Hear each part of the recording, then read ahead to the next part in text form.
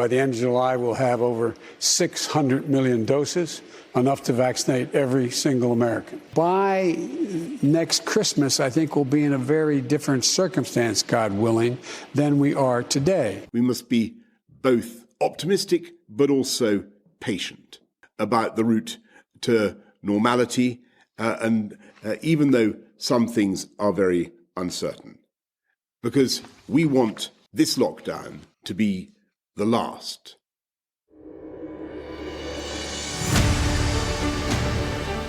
Hi everyone, and welcome to Backstory. I'm Dana Lewis.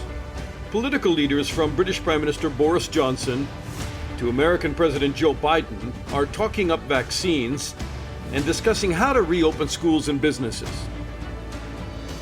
Because of people now wearing masks more and keeping their social distancing and the lockdowns in Europe, rates of COVID hospitalization and deaths are for the moment falling. Great news. But a huge number of scientists say you can't talk school openings without changing classroom sizes, the way air is circulated, mandatory masks for kids. And remember, this is an aerosol or airborne virus. And before you think vaccines will be our road back to normal, think again. The mutations in the COVID-19 pandemic are in the thousands and increasing in frequency and spread and becoming more deadly. The vaccines cannot be tweaked fast enough. And if we reopen society too quickly, we will keep having to return to lockdowns. So why aren't we talking about zero COVID before we reopen? On this backstory, two expert epidemiologists, Dr. Eric Feigal-Ding with the COVID Action Group in Washington, and here in London, Deepti Gurdasani from the Queen Mary University, both outspoken and worth listening to, especially if you're a parent. All right, Deepti Gurdasani is a senior lecturer on epidemiology and statistics genetics at Queen Mary University of London. Hi, Deepti. Hi. Thanks for doing this. You know, I am struck by reading a lot of science and following people like you, and then watching these government news conferences, for instance, in the United Kingdom, where the Prime Minister and his scientists, because they say they're following the science, never talk about zero COVID. Why is there this deep chasm of disconnect in Europe when the discussion never even approaches zero COVID? Yes, I mean, I actually don't fully understand why that is. In the UK, it's broadly been thought to be, impossible or unachievable by many members of our scientific advisory group who've said this publicly. And unfortunately, discussions around zero COVID never entered the mainstream, despite, zero COVID being highly successful in many regions. It was sort of dismissed very early on as first, when it was done in Southeast Asia, as being culturally not in line with what could be achieved in the UK and Europe, because we are freedom-loving people.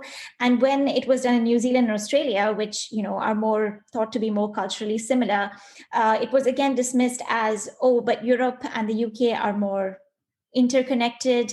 They have high population density. So there are several reasons always to suggest that Europe or the UK are exceptional in some way to make this impossible. More and more now we are hearing that New Zealand and Australia managed to get on top of this because they acted early on.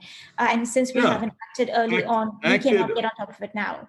Acted early on, yes. And then life went back to normal largely because there wasn't COVID spreading rapidly. I mean, there was very few cases of it. Now they've had another outbreak between New Zealand and Australia. They're being very aggressive about the lockdown. They want to eliminate it with good track and trace systems. And then once they do that, they'll reopen again. And I was reading one of the virologists at Northumbria University this morning saying that, the Asia Pacific nations first contained the transmission, then they unlocked their economies. The attempt to return to business as usual was a bit of firefighting, which will still end up burning your house down. In other words, if you just, spray a little bit of containment on this, but let it burn, it will burn the house down. I think that's an excellent analogy. And we followed sort of almost a policy of halfway measures in the interest, we thought, of sort of protecting the economy, protecting people's jobs, allowing education in schools, protecting our health services, without realizing that all of these things are unfortunately completely tied in with controlling COVID. And unless you get on top of COVID, you can't protect your economy, you can't protect your health services, and you can't provide undisrupted education for children. I think the countries who understood that early on treated COVID as a threat that it was, rather than minimizing it, and took aggressive action, are the ones who won out. And countries who minimize the risk posed by this, compared it to flu, followed a policy of halfway measures, talking about suppression, flattening the curve, maintaining hospitalizations just below capacity. Well, that never worked, because we've been in restrictions now for the longest time. In the UK, we're now in our third lockdown. And all of this is a result of, paradoxically, trying to protect the economy and people's liberties. Right. We've just extended this revolving door of lockdowns. And now they're saying this is likely the last lockdown.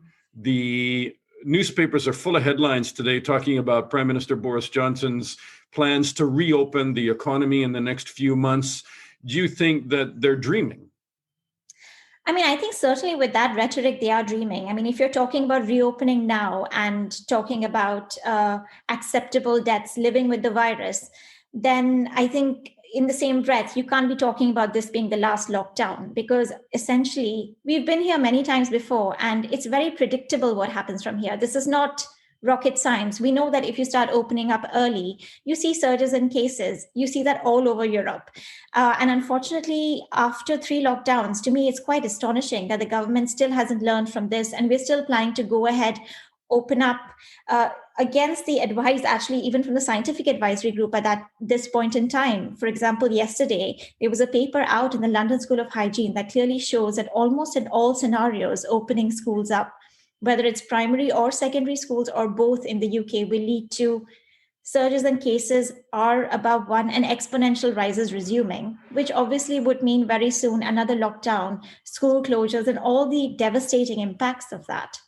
Well, there's a lot of debate in that conversation, though, isn't there? Because the science, as quoted by the government at least, seems to be that the spread is pretty minimal in certain age groups of children. I mean, I've got a 13-year-old who's at home and a 16-year-old. So it's very different between the two of them and the bubbles in their schools and whether they wear masks or not. And as you know, they're at home right now. But you're interesting, because I looked at one of your tweets and you said more misinformation on the BBC on schools, no mention of data based on regular testing of asymptomatic children in households, which shows the opposite. When will the media get this right? Yeah. So you're saying that the statistics on minimizing the spread by children, between children, and back into their households is misleading because it doesn't take into account asymptomatic cases, and they are the majority of the cases. Yes, I mean, exactly. So it's not just that it underestimates cases in children. The problem is when you only test symptomatic people, children are less likely to be represented, and often you're more likely to pick up the adults that they infect. So not only are you underestimating infection in children, you're misidentifying very likely an adult as an index case or as a source of infection, whereas it's very likely to have been the child from the school. And there's a lot of evidence now to support this from many studies that have now looked at a more asymptomatic transmission based on regular testing in the community and in schools. So, for example, if you look at the Office for National Statistics data, if you just look at the trends of infection rates in children or infection positivity in children over time in the UK, you'll see that infection rates in primary and secondary schools children were some of the highest at the end of October and November, and closely reflected school openings and closures. So we have a half term that happens in October, during which, both those sort of declined and then came up again. And it's hard to explain why the prevalence of infection would be the highest in those age groups if it's just a reflection of, infection in the community. And to provide even more robust evidence for this, the Office for National Statistics has actually done household surveys of people who were detected to have infection based on random sampling of the population. So this is not a biased sampling that's dependent on children having symptoms. But what is the answer? What is the answer? Because they've got to go back to school, right? Oh, yes, they do absolutely have to go back to school. But I think they have to go back to a school in a way that we can maintain R below 1. So transmission remains low within schools and from schools back to the community. I mean, the current mitigatory measures in the UK are very focused on things like fomite transmission and hygiene, which is actually not the major mode of transmission of SARS-CoV-2. And there's very little attention given to aerosol transmission. There is early evidence from many parts of the world to suggest that mitigatory measures in schools can reduce transmission and the impact of school openings. And our measures are completely out of line with, for example, the CDC guidance and what many countries in Europe have adopted. So, for example, we don't have in England mask wearing within classrooms, either in secondary or primary schools. We don't have any social distancing. We have essentially open windows as attention to ventilation, but no further than this, no monitoring of ventilation. And the class sizes in the UK are some of the largest in Europe. We have no cap on bubble sizes. So many schools have bubbles that are up to several hundred students, so up to 300 children. And all of those things contribute to transmission. And I think, yes, it's very important that children have a level of, face-to-face or in-person learning in schools, because that's very important for children's well-being. But we need to have safety measures in place. And we also need to have options for parents who are clinically vulnerable or whose children are vulnerable, who may not want to send their children for in-person teaching. So we need to have that sort of option for parents. And we also need to have mitigatory measures in place. Is there, I work in the media, right? So I find it hard to believe that there's media bias, but you clearly think there is, because you were invited on the BBC program, which tends to give the government, I think, probably a pretty easy pass on some of these things. And when you said that you want to talk about zero COVID, they kind of withdrew the invitation. Why is there not a more robust discussion? And again, we kind of go back to where I started the interview with you. Why is there not a more robust discussion on I don't want to call it state media, but it is state-funded media. But why do they not really call out the government and say, what the hell? The UK is an island. Why didn't they shut it down? They allowed tens and tens of thousands of people to arrive through the airports day by day through the summer, through the fall, through even Christmas when they had the new variant starting. Only now have they shut down a lot of the air traffic. They still, I think, have 20,000 people arriving a day. And, they're saying that they're going to put people from so-called red zone countries like South Africa in hotel quarantine for 10 days. We're a year into this. It just seems like they've bungled this. Those policies don't even go far enough. Even their own scientific advisory group have said that those policies are not going to prevent the import of new variants or infections into the country, because they need to be far more comprehensive. So those policies seem to be more of a PR exercise than anything that's actually going to contribute to reducing new variants coming into the country. Right. I don't understand the PR exercise. Is it just to make the government make it look like they're taking action when they really reluctantly don't want to take any action at all? Because why? Like, what do they win at the end of this if they don't shut it down? I actually think that it's a real lack of understanding that this sort of short-term prioritization of the economy. I think that's what's happening. They don't want to restrict, for example, travel restrictions from all over the world and have managed quarantine from all over the world because of, the potential impact on the economy. But I think there's a complete lack of understanding that this is actually short-term thinking. If you import a new variant that, for example, puts vaccine effectiveness at risk, and vaccines are the major part of your pandemic strategy, and you've invested billions in those vaccines, then actually that's false economy. And that's something that I think the government has never really understood. There's still a lot of pressure from within the government to open up, to balance everything with the economy. And I think that's what's literally killing us and killing the economy. Because if they took a slightly longer term view, we could actually protect the economy much better by following an elimination strategy and preventing sort of new variants coming in that would actually potentially devastate our society and economy. I want to ask you about the new variants. Do you think, the government keeps saying they're vaccinating, they're going to have everybody vaccinated by the autumn. Yeah. Then they're going to roll out maybe some new vaccines that will be massaged to deal with these new variants that are coming. I mean, it seems like we're in a race with the new variants, and the government doesn't, believes the promises from the drug manufacturing companies that, yeah, no problem, we'll go back in the lab and we'll deal with this. Do you believe it's that easy? So I don't think it's as straightforward as it's made out to be. I think there's a huge amount of uncertainty. So I think one thing is, while chemically manufacturing a new mRNA vaccine might be relatively straightforward, testing it, validating it, getting it, past regulatory approvals, showing that proof of immunity, safety, etc., will take time. And the problem right now is that with the level of transmission that we have and the sort of poor border restrictions we have, we are identifying one new variant in the UK every week. I think at last count, there are at least 4 new variants of concern that are circulating within the UK, including many whose properties we don't actually fully understand. And while we might be, making these vaccines now that, will be validated and tested over a period of time, there's no guarantees that they're going to be effective against the strains that are out then, whose properties we might understand much later and the importance of which we might understand much later. So as you say, it's between a race between vaccination and evolution. And we need to remember one thing: a lot of these variants have evolved against a background where the majority of the population wasn't immune to the virus.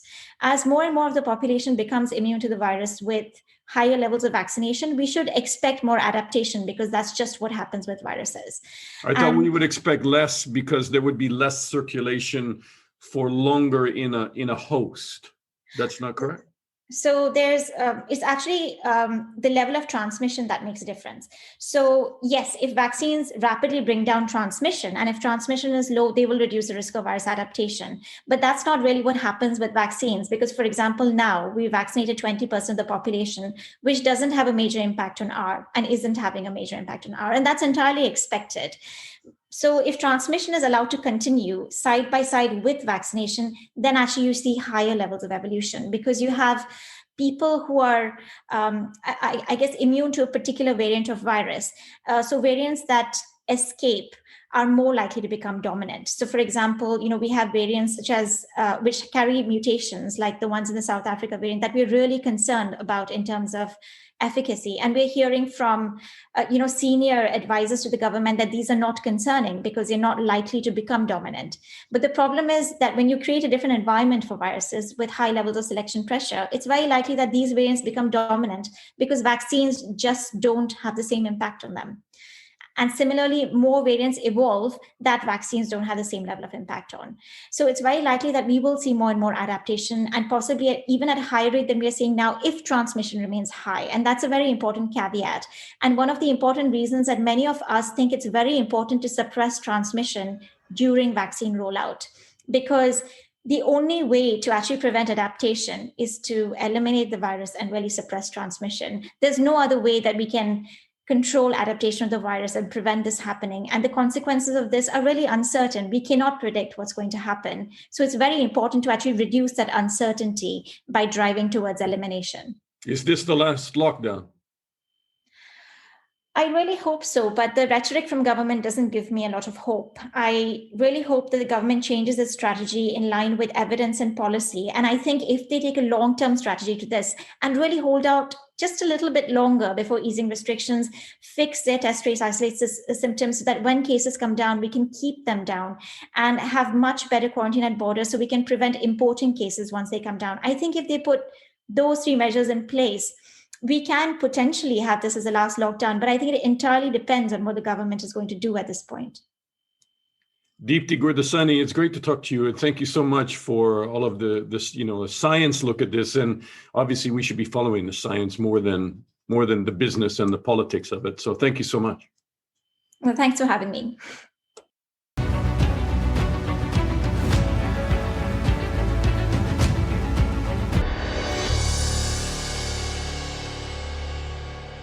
All right, I take you to Washington now, and Dr. Eric Feigal-Ding is a well-known epidemiologist and a health economist. And, Eric, I didn't realize, because I've talked to you before, that you were one of the very first people who really rang the alarm bells back in January when you realized what kind of scientific results we were starting to see from China, and that you were very worried, and you must be at this point, a year into this, incredibly frustrated about how bad we've been in the West in dealing with this. Yeah, it's been a very, very long year. It's now well over a year, and we're still at this. We're still fighting misinformation. We're still fighting people trying to downplay it. And by people, I don't just mean the political spectrum. I also mean a lot of even some, scientists who long dismissed at the beginning, there's no asymptomatic transmission. Come on, that's crazy. There's asymptomatic transmission. There's no reinfection. That's not possible within a year or so. Now we clearly know with the variants, you can have reinfection. Or there's no, it's not that airborne. It's just 6 feet. Just keep your 6 feet and you're good. But clearly we know that this is an aerosol airborne virus. So, it's been fighting against, many denialism and downplayingism. And here we are. You have the COVID Action Group, that's a group of how many scientists then? Oh, like a dozen or two scientists. But we are trying to drive advocacy. And COVID Action Group, we're a little more US focused, but it's kind of like the Independent Sage that the UK has, in which Independent Sage is a panel of scientists who provide, which is also a panel of scientists trying to give government advice. Yeah, it's in certain ways, like government scientists say the most, conservative or the most absolute thing that they're sure about. But there are things, especially in this world, where we're concerned on many fronts about the pandemic, in which not all the evidence is in, but there is a precautionary principle. And in certain ways, I lean towards, one side, you could be wrong, and there's no real bad outcome if you're wrong. But on the other side, you could be right. And if you are right, even if it's a smaller chance, it could have really, really deadly or large pandemic impacts. Give me a practical example. Well, I think like asymptomatic transmission. People said, well, we're not sure. We can't for certain know there's asymptomatic. We don't have enough data to for sure know that that's true. And in the end, it turned out that most people It turned out, 30, 40, 50% of all transmissions are done by asymptomatic, pre-symptomatic people. And, but if we took the precaution, let's just assume it's true. Yeah. We could have stopped the pandemic way, way earlier or mitigated it way, way more. And same with aerosol. People who said, 6 feet's enough. You don't have evidence that it is airborne and flowing through the whole world. And, traveling, even when someone leaves the room, someone else enters and there's no one. It's not. There's a droplets fall to the ground. No. Had we taken the precaution that it is airborne, because it's a respiratory virus, and like many other respiratory viruses, these aerosols float in the air for a long time, we would have protected people a lot better if we had put in the guidelines from the beginning. But I mean, the World Health Organization was one of those organizations that didn't take aerosol. I wouldn't say they didn't take it seriously, but they were very late. And there was that letter that went out, I think, probably late summer from a number of scientists that said, this is airborne. And WHO just didn't quite latch onto it for weeks and weeks. Yeah. And, it's not just WHO, it was also CDC. There's many other virologist scientists. In certain ways, aerosol science is an environmental science. It's actually from the science of air pollution, particulate matter. And they've studied aerosols and as well as viruses in these aerosols, traveling aerosols, for a long, long time. Well, virologists, they're more molecular biologists and geneticists of viruses. So in certain ways, this pandemic expertise is not defined to any single small domain. We need sociologists and public health communicators to help people understand about vaccines. We need aerosol scientists and these engineers to design better air cleaning systems and understand air ventilation dynamics. Because one thing we know in environmental health, the solution to pollution is dilution, and ventilation is that dilution. Yeah, I care about this because I'm sending my kids back to school. They're in the UK. They're probably going to go back on March the 8th. I was talking to my 16-year-old today, and he said, yeah, originally when we went back just before Christmas, in September, all the windows were open. And then they kind of, started closing the windows because it was too chilly. And then kind of they closed all the windows, and we were wearing masks, but then we weren't. And so, it started off well, probably in London schools, and then, just deteriorated because everybody got a false sense of security somehow. Yeah. And I think this false sense of security is oftentimes fomented by people who say, well, we don't know if there's truly risks. The risks are not actually there. Whenever what they actually mean is, well, we don't know for sure. There could be risks, but they're not proven. And had we taken just the precautionary side, what if you're wrong, it's not airborne? You know what? No one's hurt by opening the windows, and it turned out it's not airborne. But you could actually save and prevent the pandemic so much more, by taking this precaution, leaning towards the precaution. And WHO, there are advocates who are much more, let's just say, progressively for great acknowledgement of these risks. And I think Dr. Mike Ryan of WHO actually, he's actually Irish. He said, if you cannot wait, if you try to wait until you're absolutely sure about something, you will lose against the pandemic. Perfection is the enemy of good during a pandemic response. And I think that is just so correct. And, that's has been my philosophy from the beginning. We knew that this was infectious, and we knew that this had pandemic potential, and people needed to prepare. But we were talking about it's just the flu in mass media all the way until March. And now we're still talking about, schools are safe, whenever clearly there's so many evidence that schools cannot just be willy-nilly safe. You can't have sweet little lies to yourselves that they're safe. You have to take precautions to make them safe. And precautions meaning what do you say to a mother or a father listening to this, and they want to send their kids back to school because they got to get back to school, and they have to get back to a social environment. They've got to get back to learning with people. I agree.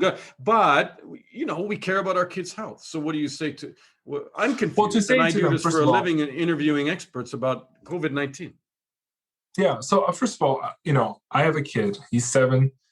He's rambunctious. He needs school. What I want to emphasize to people is I'm not against opening schools. There are radicals who are against opening schools and radicals for opening schools and ignoring all the risk in science. I'm for safe reopening. And safe reopening means taking not just the precautions of mandatory masks, where some places it's not mandatory, and that's very scary. So wear them all day long in the classroom? Yeah, you should. And also, we should implement testing weekly, at least, for teachers and preferably kids if they can handle it. But, many other schools, there are schools in some countries that are doing mandatory testing, once or twice a week for all students as well. Mm-hmm. So I think you should have testing weekly. And I think you have to make sure that, some of the CDC guidelines here in the US say, just maintain 6 feet and then you can have indoor sports. No, you can't just say that is enough. You have to emphasize ventilation. 6 feet is not enough. And you can't do 6 feet, for example, for wrestling, right? You can't do 6 feet for those. And you can try to think, 6 feet in basketball, but that's not how the sport is run. You have to be honest with ourselves. And unless you put in the ventilation systems, the air cleaning systems, by air cleaning, I mean, if a room has poor ventilation, you either put in a HEPA filter, or for large gymnasiums, you put in upper air UV, where UV lights shine towards the ceiling, not down. And then you circulate the air up and down. That's upper air UV. It's actually a very efficient system.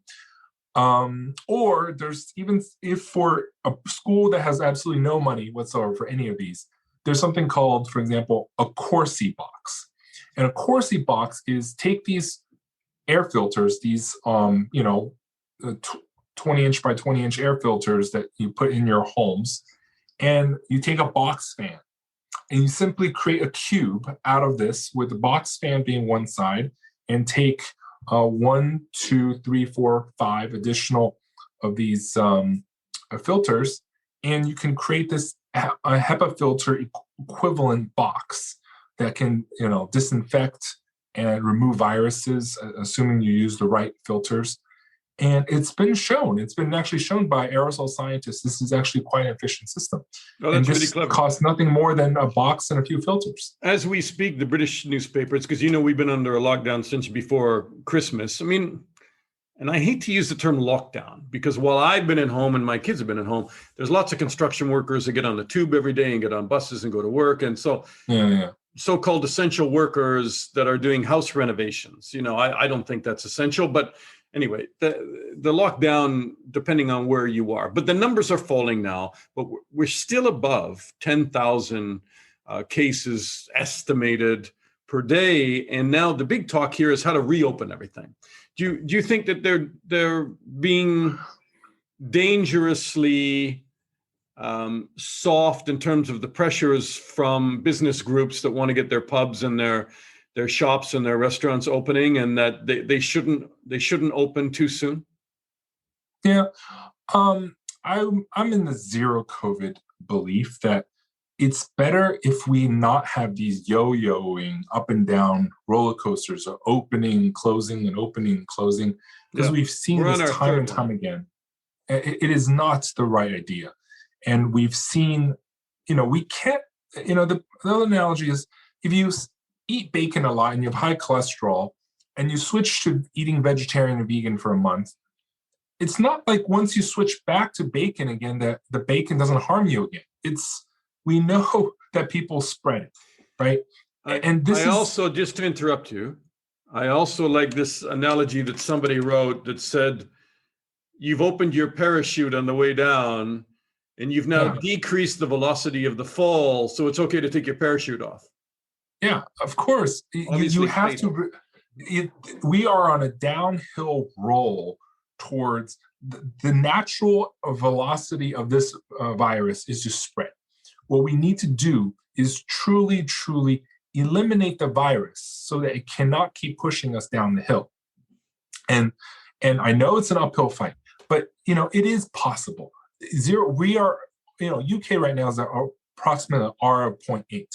The cases are dropping in a lockdown. And if we just resist longer, we can get it to zero. And once you're at near zero, where we can trace, small outbreaks very vigilantly, and the chance of it cropping up is so much lower. And UK is an island, so we're an island, and New Zealand's done it, and Australia's doing it. New Zealand's done it. Many other places that are not islands have done it. Vietnam is a very densely populated place. It's not an island. It's not wealthy in any way, but they took the zero COVID approach. It's possible. When you're so close, don't give up, because once you give up, it will allow the virus to spread again. But if you just get it down to zero, there is, 0 times 50,000, 100,000, millions of people moving around means zero, because you're at zero. So it's just, if you just held out for a little bit longer. That's not even being talked about in the US, is it? In the US, we have political issues that are obviously a lot more difficult. For example, mask mandates, school closings, all these kind of things are, Joe Biden cannot mandate every single state to follow his rules. He can do it for, federal public transits kind of things and federal buildings, but you can't mandate it on a local level. But UK has this, hopefully more efficient, or at least England, it can be more efficient and mandated. And this is in certain ways, a better central control has that advantage in governance. But you guys can do it. Yeah. I know you guys can. And because you guys are relatively wealthy of an island, it's, it has the resources to do that. It has the testing. You guys found the B117 when I'm pretty sure there's many other strains, but it's just you guys found it fast because you guys have the genomics surveillance and the technical expertise. UK has all the combination. It knows how to manufacture vaccines, design vaccines, do genomic surveillance, do all these other testing, and has the advantage of being wealthy and an island. So if any place in the world that should be able to do it, UK should be able to do it. but they won't because although they're talking about this being the last lockdown. So listen, you mentioned mutations and then you tweeted something, I think in the last few days, that there's something going on with this mutation, 7 striking new converging variants with the same 677 mutations. What is that? That's in the US. The US, they found several variants that all share the same mutation in the variants. There's other mutations too, but they all have this one in common. And it's just very striking how it's something called convergent evolution, where once something is advantageous, many others will also learn the same skill. And this is why owls and bats both learn to fly, even though the owls and bats are not anywhere near the same evolutionary tree. But they all converged on evolutionary adaptation. So the virus has also adapted in that many way. And the UK B117 also has advantageously adapted.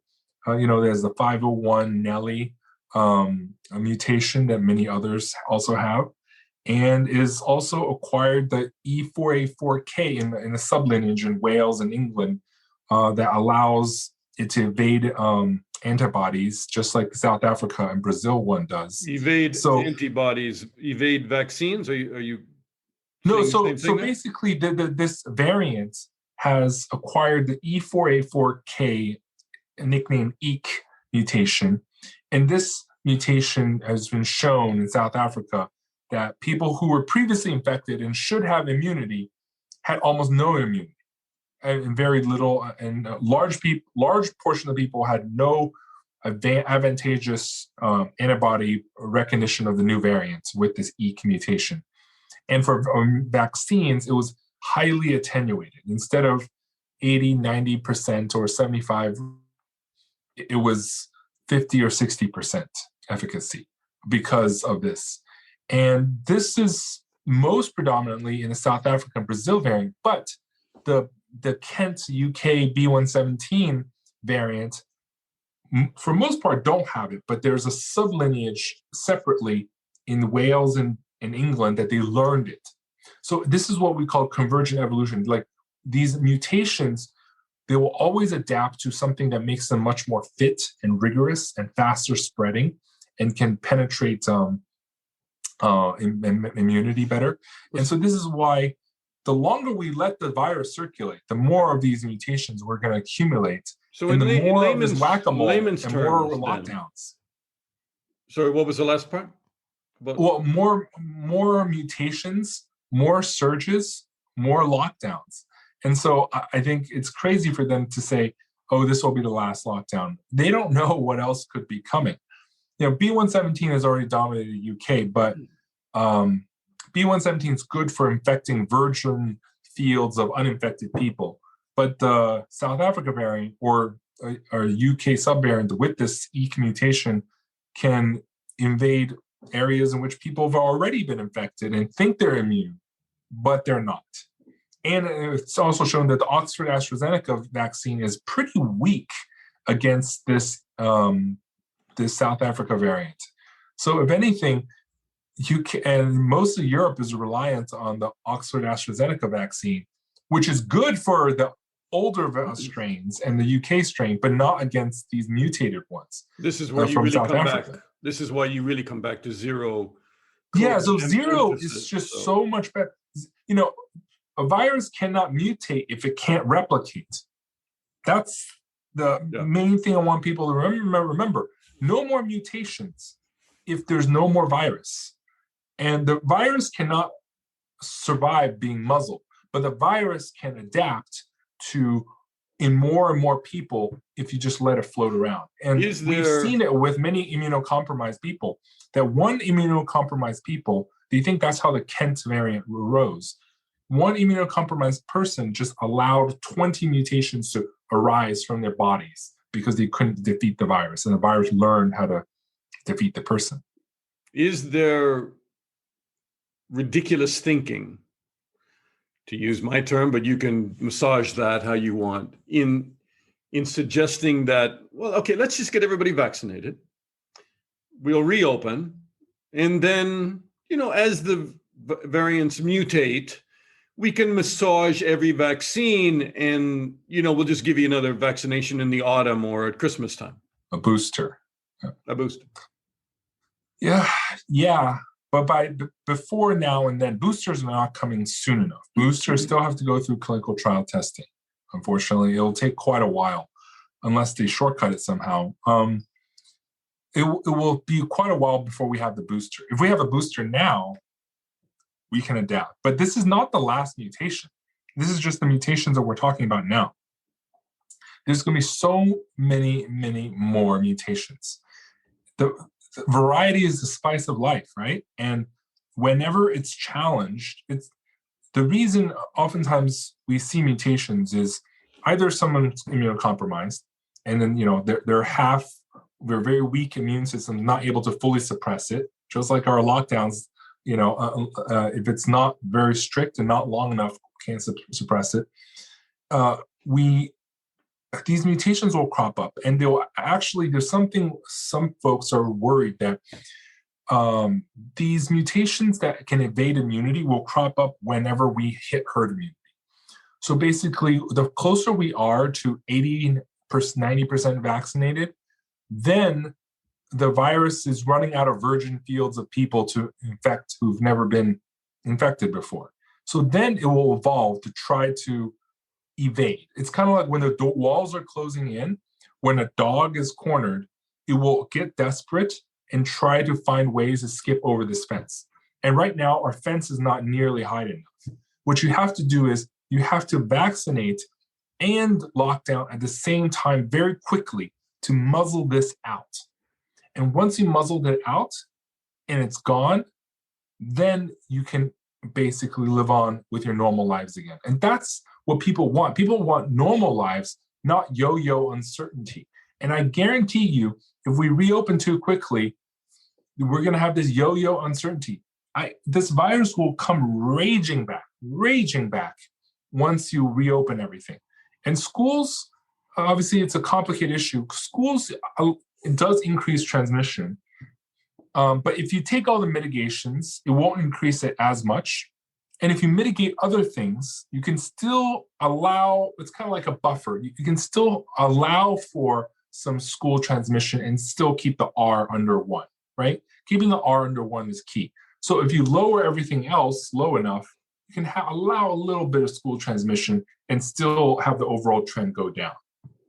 And, honestly, that's maybe perhaps the best. But you can't just swing open the doors, because school reopening is this very, very subjective thing. Are you swinging the doors open without masks and any ventilation precaution? Or are you doing it with masks, ventilation, HEPA filters, or this Corsi box approach, and with testing and all these other things that can help protect the school and the community? If you reopen carefully, yes, you can. But the fear is when you simply say it's safe to reopen, it becomes read as, oh, it's okay, kids are not at risk. And whenever that's clearly not the case. Anybody who says kids are not at risk or kids don't transmit in school are just blindly naive or just deceiving. Really have a range in there, and I'll let you go because I know we've talked for a long time, and I appreciate your insight. But from Asia, where they really shut it down and they did zero COVID, and then New Zealand and Australia, and then in Europe, where it's been kind of allowed to perk along, but there have been some pretty serious lockdowns, and we're at the end of 2 months now. We 2 months now in the UK, and then to places like Florida, where I talked to somebody this week, and they said, oh, we're not doing what you guys are doing over there. We've learned to live with this virus. And so it seems like we really go to an extreme in Florida. Yeah, well, Florida is just a different hellhole. But I think UK of all places can win. I think it has the resources, it has the expertise, it has the centralized government that, if it wanted to, could achieve zero COVID. Politically, they can do it. They can bring it home if they want to. Yeah, they can just, it's that last mile, that last kilometer of effort, in running a marathon that's hardest. But if you can reach the promised land by just persevering a little bit longer, right? Like UK famously made the keep calm and carry on. Right now, we need to keep on the lockdown and carry on until we hit that zero or near zero level. It's daunting, but nobody wants to have wasted the last 2 months and return back and do this all again 3 months from now. Dr. Eric Feigal-Ding. Eric, thanks so much. Thank you. Stay safe. And that's our backstory on Zero COVID. I'm publishing a newsletter on Substack. It's danalewis.substack.com. And there I try to lead you through some of the big stories of the day and recommend what you can read on News of the Day. Sign up if you like. It's free, as is this podcast. All I ask is you subscribe and please share it. Thanks for listening to Backstory. I'm Dana Lewis, and I'll talk to you again soon.